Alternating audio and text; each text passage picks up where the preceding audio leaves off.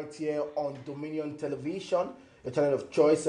The weekend was packed up with actions. That's why we're here to look at the reactions for the weekend. Remember, this is Dominion Sport, where we talk all things sports. And this morning, I have expert analysts right here with me. I have Samson Balogun, the man with unbiased analysis and undiluted reporter, to talk all things sport this wonderful morning. Also, I have Fola Yegbe, yes, the woman that talks sport right here on the show. I have a Paul Toluwanimi, and this wonderful morning we'll be looking at the stories from the local front, from the MPFL, and also our major focus is going to be on Shooting Stars this wonderful morning. I'm sure if you're looking at Samson right now, you'll be wondering the major reasons why it's when the Shooting Star jerseys. Yes, there's a lot of actions and also reactions to talk about that this morning. Also, the Super Eagles of Nigeria picked up all 3 points right there in Uyo, the next of champions over the weekend against Rwanda. Tolu Aroko Dare getting the goal from the bench. Also, let me inform you that Victor Osimhen is not part of the squad right there in South Africa. Also, let me inform you that we'll be looking at the Formula One, also the US Open, and also looking at the qualifiers from the Euros. Cristiano Ronaldo is in the news this morning. Memphis Depay is in the news this morning, and also William Saliba also in the news this morning. All this and more on Dominion Sport. Once again, good morning to you. Samson Balogun, good morning. How are you doing this wonderful morning? Good morning to you. Good morning to our esteemed viewers out there. It's really nice to be here once again to talk sports. As we always do, this is where we bring you unbiased analysis and, of course, undiluted reporters. Thank you for staying tuned once again. There's a lot to unpack on this show. Yes. And most definitely, you have to just sit back, relax, and you don't look like the Samson I know on the show every time. But I understand. We are going to actually dissect all those. I know, right? You see, the truth is, when you are one of the advocates of patients, and then all of a sudden your patience dries up like in a blink of an eye like that, and then it's no longer there. I don't want to. Today I will not be talking as as a fan of Shooting Stars. I like that. I'll talk basically as a broadcast journalist with invested interest in sports to be specific, and then what we saw, I would call an eyesore. An eyesore.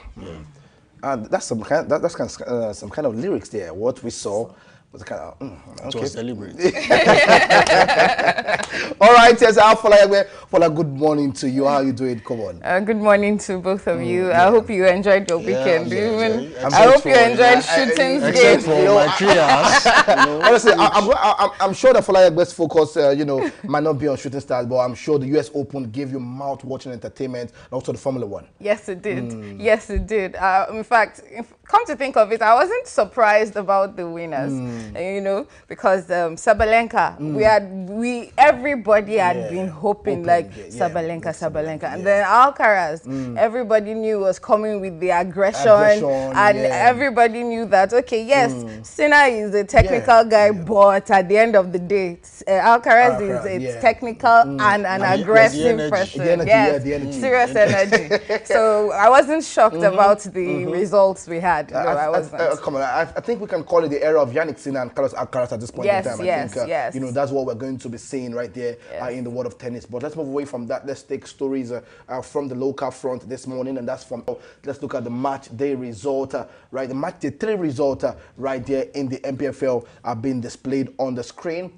If we have that, there you have it. We have Eyimba against Nasarawa United. We have Rangers against Plateau. The game ended 2-0. Eyimba played at a goalless draw on their home front right there. Also, Barwa, has nicked out that Wiki Tourist against Abia Warriors. The game ended 1-0. Wiki Tourist are really showing that they mean business in the MPFL. Also, we have Shooting Stars against Ikorodu City. That's going to be our major focus point right there. The game ended 1-1. Remo Stars against Warri Wolves.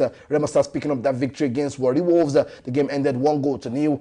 Kwara United against Kun Khalifat. The game ended 2-0 in favor of Kun Khalifat. We have El Kanemi Warriors against Rivers United. And the game ended goalless. And Niger Tornadoes against Bayelsa United. The game ended 1-0 in favor of Niger Tornadoes. Quick one, Samson. Looking at this game, aside from our major focus, Shooting Stars, which game actually gave you, a surprise, a game, entertaining that we could look forward to saying, come on, I think this team are looking like a team that can challenge Remo Stars for the title. Well, it's not really about the challenge because majorly the teams who are expected to actually pose a challenge to Remo Stars, they are Eyimba Football Club of Aba, Rivers United, Kano Pillars. They all over the weekend they didn't pick maximum 3 points. Some actually drew, and I think Kano Pillars lost away from home to Katsina United. So there wasn't really something special in the MPFL over the weekend, except for the fact that continuous Rangers was able to pick maximum 3 points at home against Plateau United. Fantastic 3 points right there, places them in a strategic position to actually compete this season. But then you would begin to wonder exactly what the problem is with the MPFL. All 10 games, no away victory. Only a few teams were able to get a draw away from home, and that was Ibelen Insurance away from home, Ikorodu City away from home.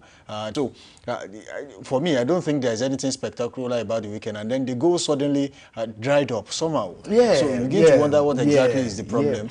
But all in all, I would say Wiki Tourist was a surprise of the weekend. For the weekend, They have been, they started on the front foot, and so far this season they have not disappointed. They have both home and away. One way or the other, they have been able to grind out results, and of course, at least make it look like they are serious contenders for the league title.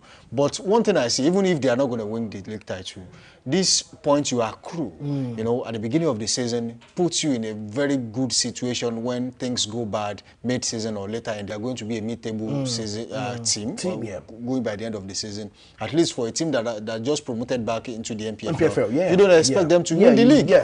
This is not the era of Jamie Vardy and Leicester City. One way or the other, they were able to grind out results and then won the league in the EPL. You don't think this is possible? Well, I'm not saying it's not possible, but the MPFL is designed in such a way that there are so many things involved in getting all 3 points in the end to know how to play it. And I think Wiki Tourists have been away for far too long to be in the mix as we speak. So they just might not be able to get it done. They will pose a very big surprise. I'm not saying that's not possible. They might almost get a continental ticket, but they eventually, I don't see them there. Look at what Ikorodu City did last season. They posed, a very big challenge. People thought, they would end up playing on the continent. Unfortunately, they could not get the ticket eventually. I think they finished 5th or 6th. Shooting Star Sport Clubs, the season before the last, people thought, they were going to finish, get a ticket. They finished 4th. So eventually, they did not get the ticket. So it's more or less like that.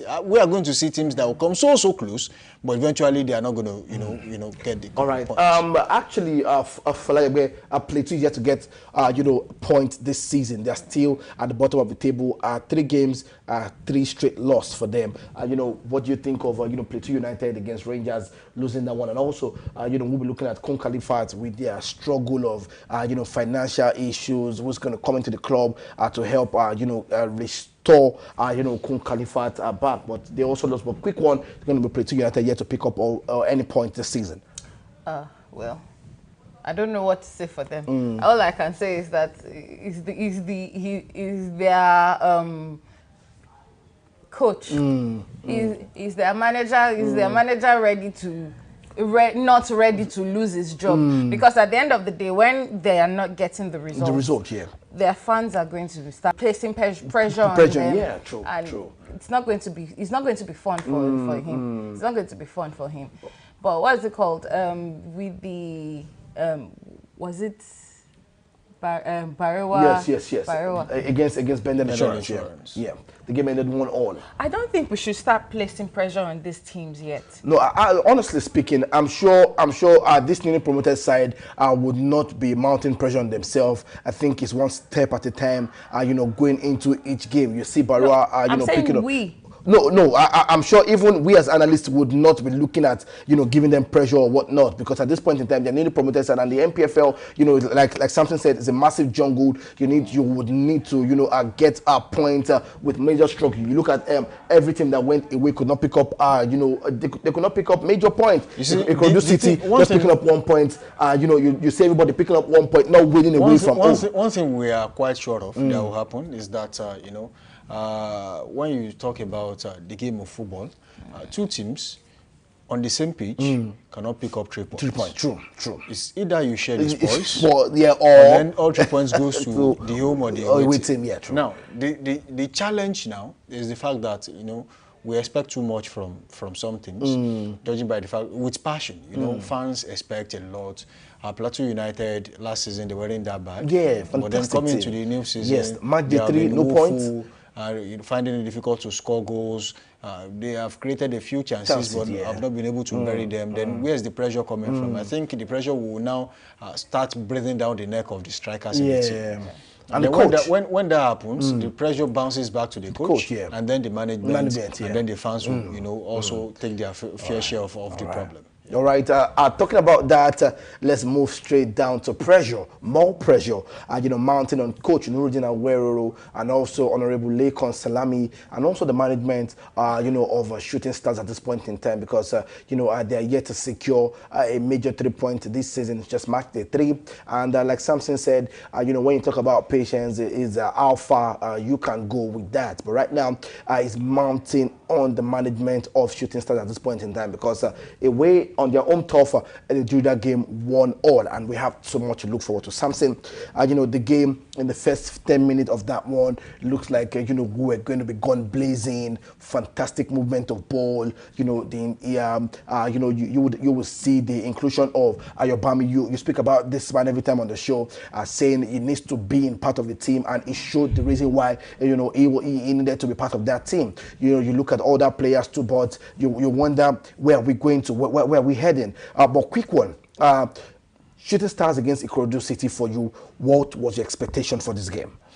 Honestly, I thought, Shooting Stars will start by firing on all cylinders from the word go, from the blast of the whistle. Yes, it happened like that, but what happened after 20 minutes of the game? After 20 minutes, yeah. It looks like the energy faded off, and then, they became strangers on their own turf, and that's a major problem for a team that wants to compete. And, one of the things we have always said is that there is boundary for everything. Everyone has their job well spelled out, and then you don't get to do another person's job. Yeah. So I'm going to be talking about this and about 3 different perspectives. Yeah. Now, let me talk as as a fan of Shooting Stars. Results is one of the reasons you are going to keep getting the gate takings you have declared. 4.8 million declared, in the last home game against Bayelsa United, which they in turn they lost 1-0 at home.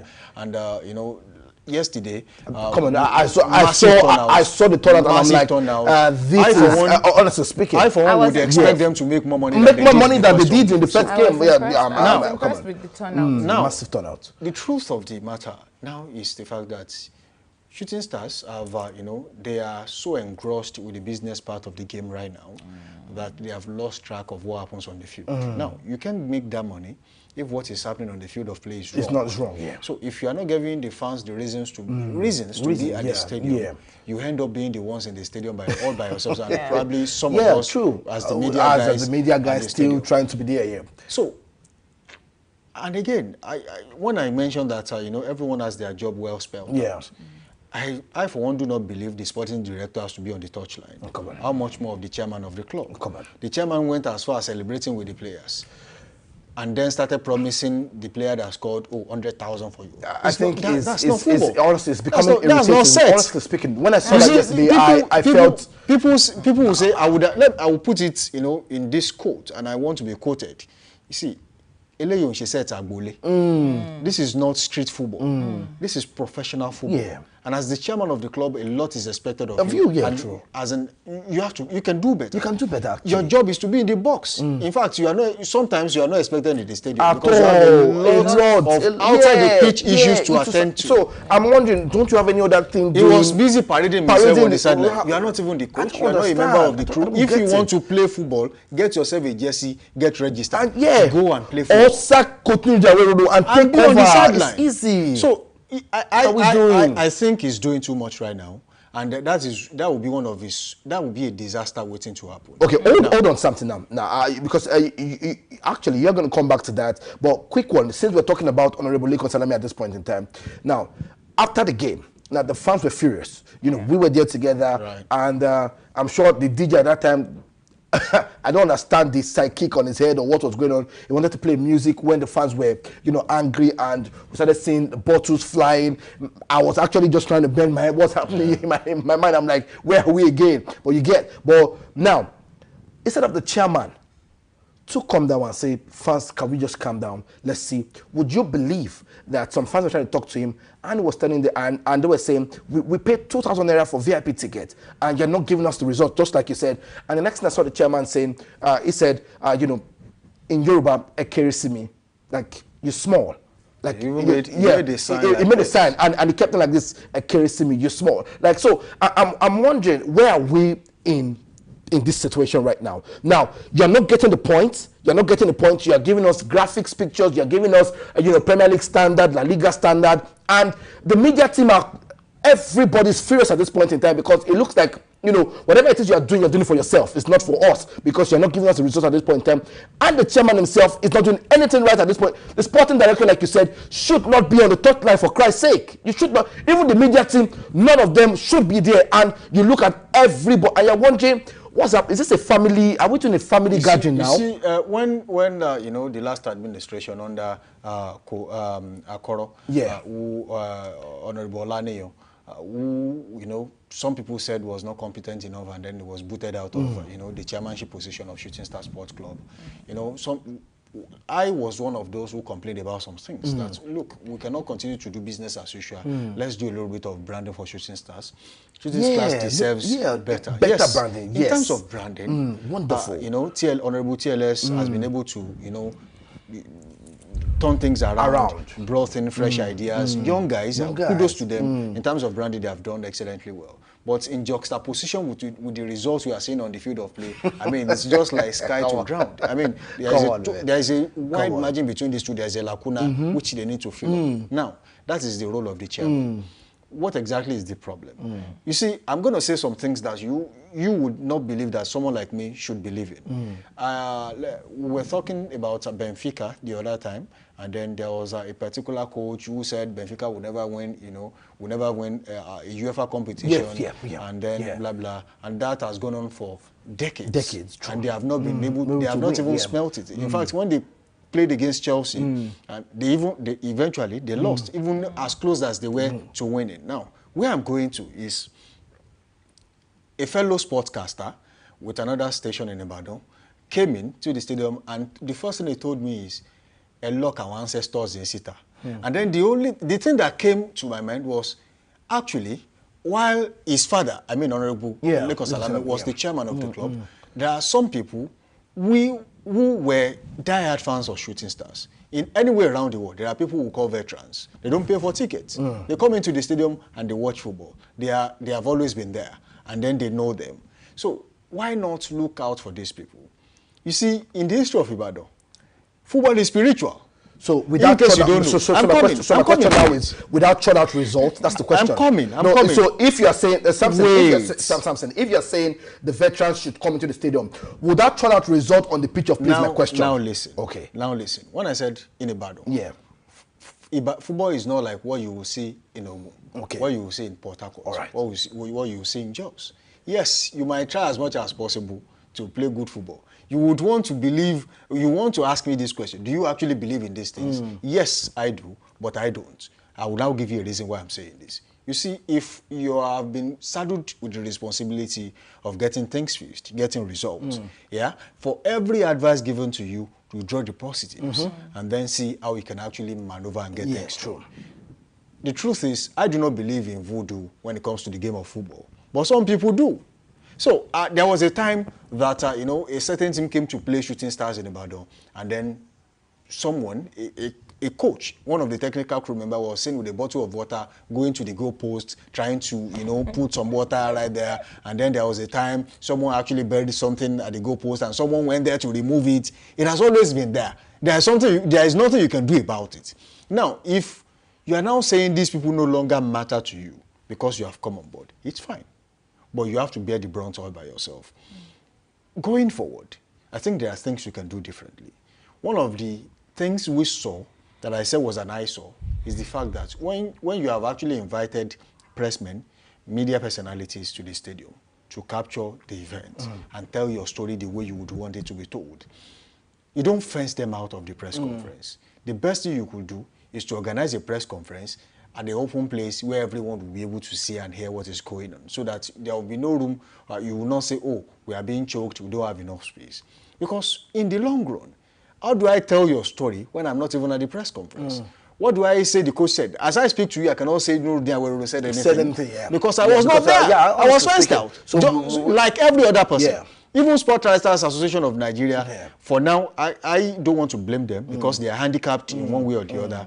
But the truth of the matter is, see, the role of mentorship in leadership is so big that you cannot just, you know, swipe it under the carpet. The truth is, when, what do we call him? Jubril Arulu was the media officer of Shooting Stars. We know how he did it. Yes, technology was not this advanced, but he was always on media stations, you know, telling a story the way he wants it to be told. That was the approach then. And then when Tosin Omojela came on board, he embraced, you know, the sport and then, you know, he would push a narrative and say, look, this is what happened. This is our own side of the story. Regardless of what other people are saying, please tell our story our way. So that was his approach. Now, the TLS has come on board and said, look, we are capable of doing this ourselves. So there's no point coming to the stadium. And I think Sport Writers Association of Nigeria are also listening and watching this right now. See, there's no point in going to a place where you are not wanted.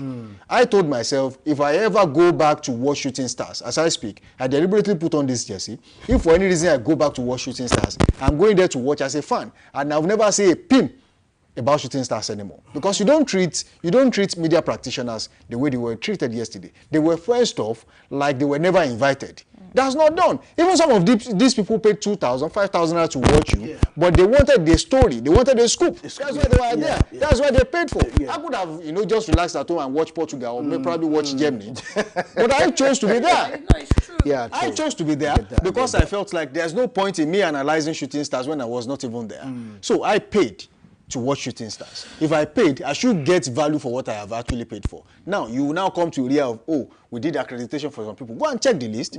It was more or less like a list for online publishers. I mean, is that what they want to do now? Yes, it's fine. Let them do their online publishing. And then we'll stop using their stories on all our platforms and see how that works out for them. Don't forget that an era is coming.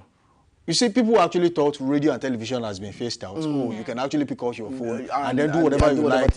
Yes, it's fine. You can think that way too. But then we will see an era where you have to come back to us because it's happening already. It's happening already. You need us. You come back to us to help you push a narrative. And then when that time comes, we will not be there for you. Because at this time, see, nobody is begging to be at the stadium to actually push a narrative.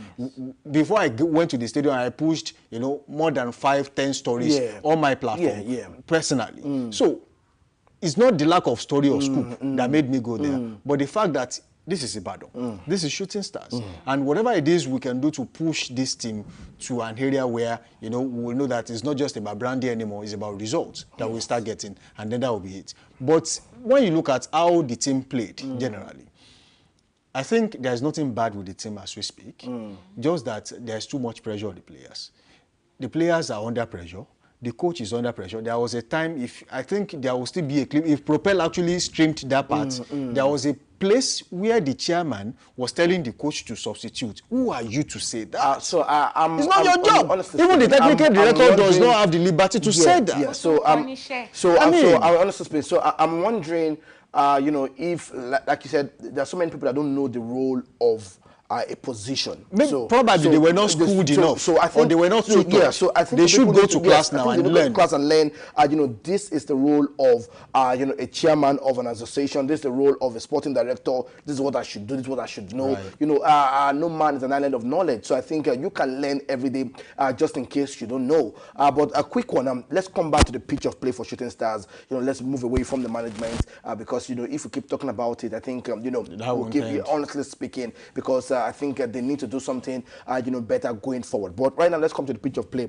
Nuruddin Aweworo had a plan, over the weekend, and it looked like that plan was going to happen in the first 20 minutes of the game. We saw a good football play, passage of ball, just some few misplaced passes, for some key players, right there. But at the end of the day, for the first 20 minutes, it happened. Then all of a sudden, they allowed Ikorodu City to grow back into the game.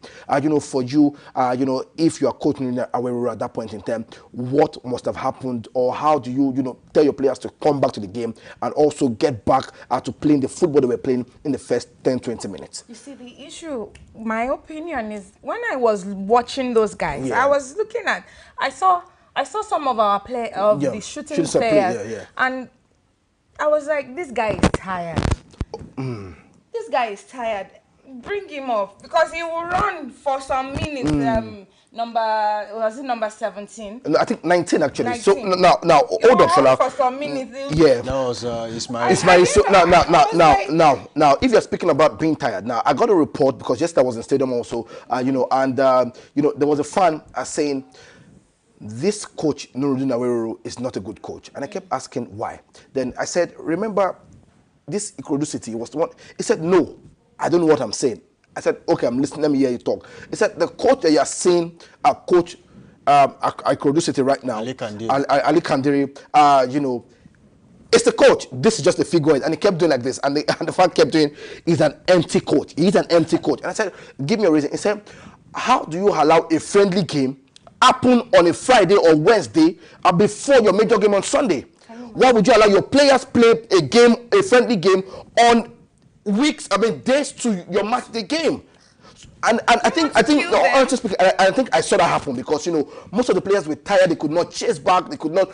We saw a few flare from that Ismail, just feel one, and at the end of the day, it feels that we didn't see him play again. And I'm wondering something at this point in time. Apart from the fact that they were tired, they were wasting opportunities. I would see one of them will kick a ball, and it would kick the ball outside.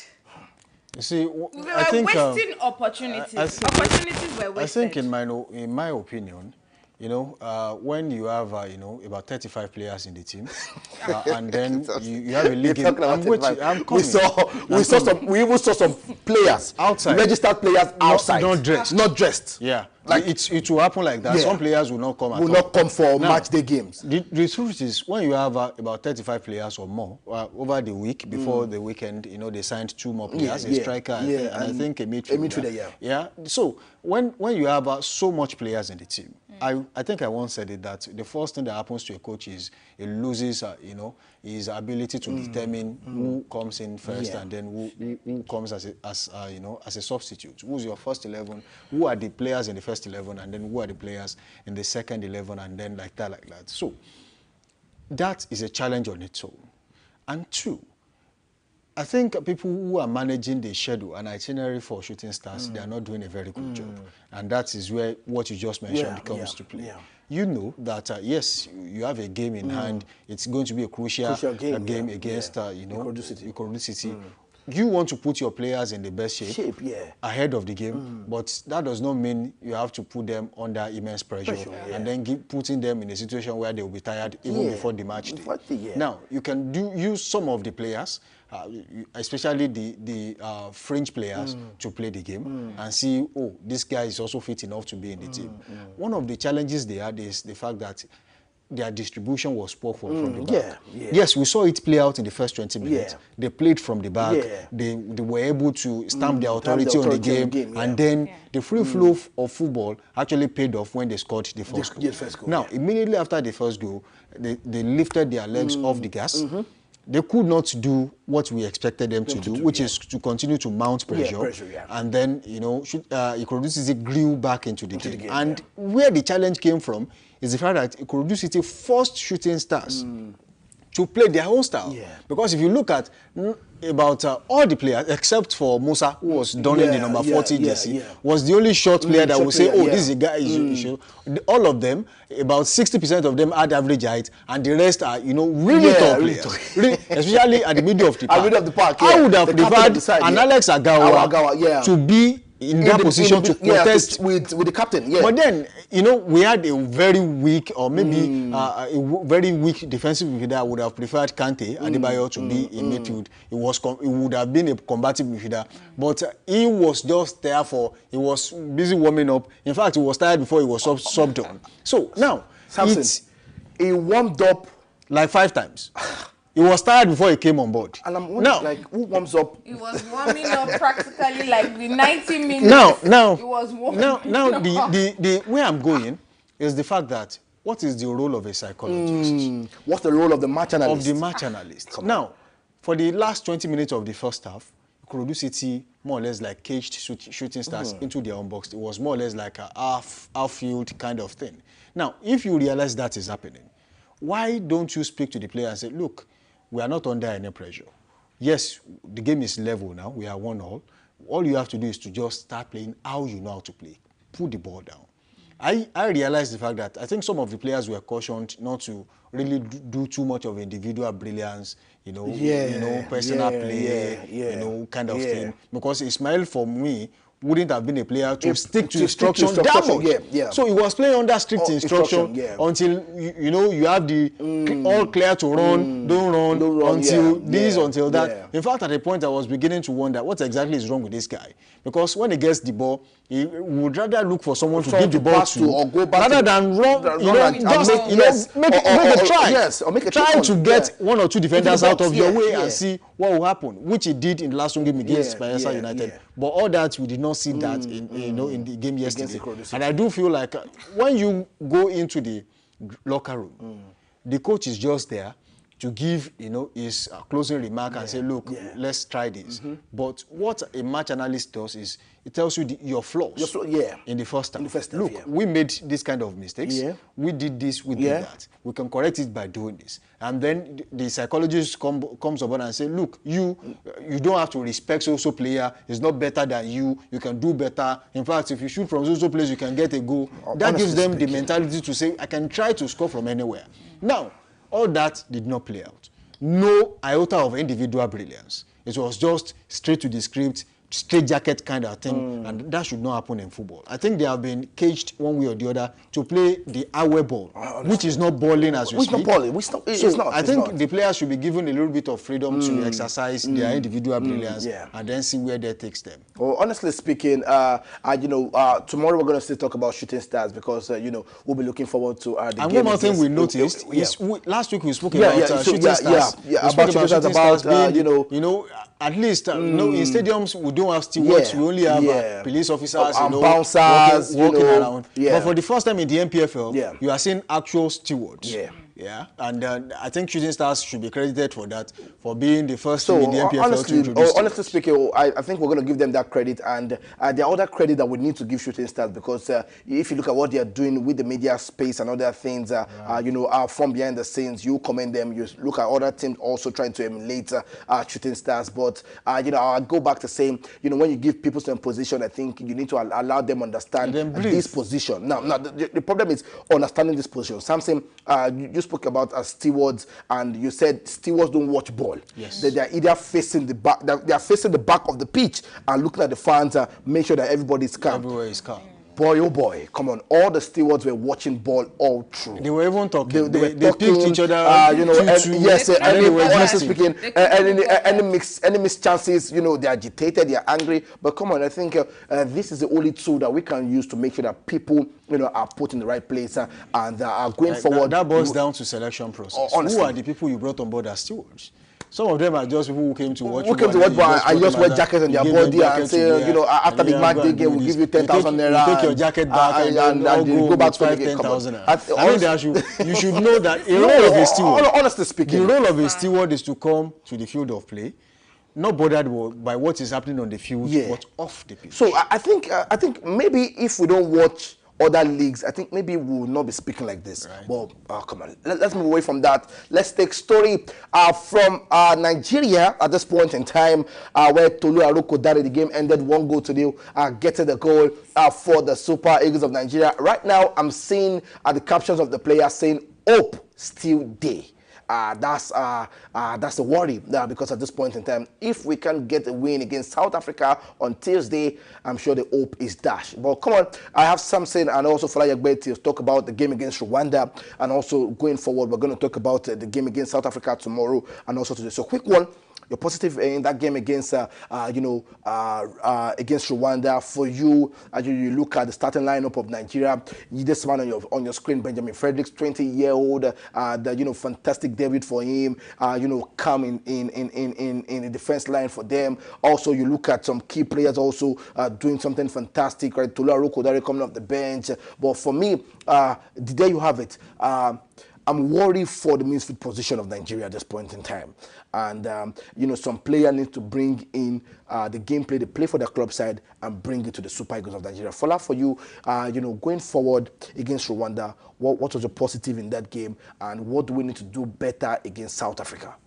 My only positive for this game was that we won. That's my only positive. Because if you look at Rwanda and Nigeria, the way we played it, the way Nigeria played against them, there was so many opportunities. I was like, we shall thank God we got this one goal.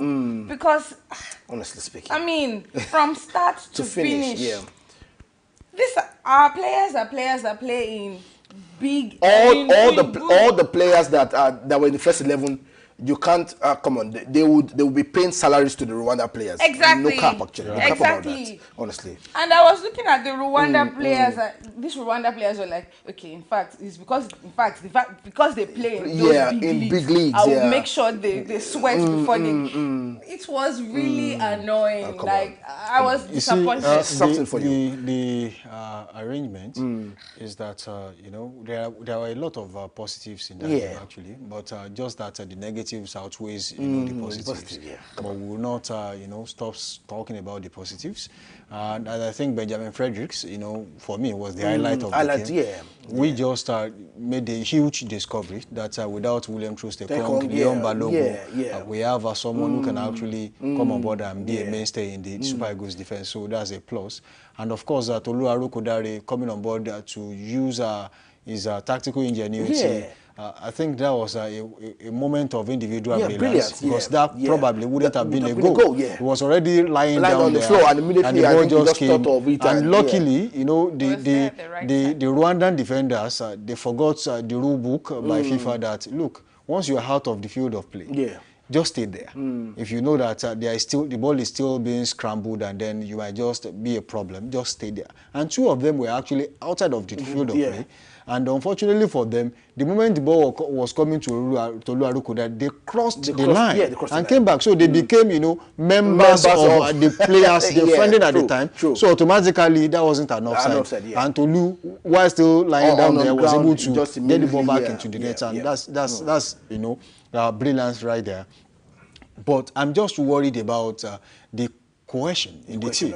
I was about talking about that. I don't see the Super Eagles as a team. I just see them like a group of friends that have come home to play what we call weekend sets. I don't see the urgency, the competitiveness, and the technical will to get things done. And that is unlike the Super Eagles we used to know. There used to be a time where you would leave everything you are doing just to see Super Eagles play. Honestly and now it is more or less like, I was if you're talking about that, I think I'm one of them. So I'm one of them, it's now a case of, well, if I am free. And now, when you look at how people watch the Super Eagles now, it's about, let's just nobody puts their mind let's just there feed our eyes on Victor Osimhen, or let's feed our eyes on. There used to be a time when Nigeria would want to play Lesotho, and then you'll be thinking of how many goals. Not about will we win. It's about how many goals. Then how many goals will Victor Osimhen score? But now it has gotten to a stage where we'll be able to defeat Lesotho. Can we be able to defeat Zimbabwe? I mean, Benin Republic, for example. Can we defeat Rwanda? Even Benin Republic is on 11 points. 11 points, yeah. And Nigeria is on 10 I was about to tell my project to just switch to. The only hope now is Nigeria will still play against Benin Republic. Yeah. Nigeria will be playing against South Africa. Yeah. So their faith is in their hand. Yeah. But with this team and the cohesiveness in the team, will they be able to grind out result against South Africa? No. I do not believe that. So my question for you, Samson, quick one. Now, Victor Osimhen is not going to be part of the team because of an injury. And Tolu brings in a different vibe as a striker. Yeah. Tolu is more of a bully.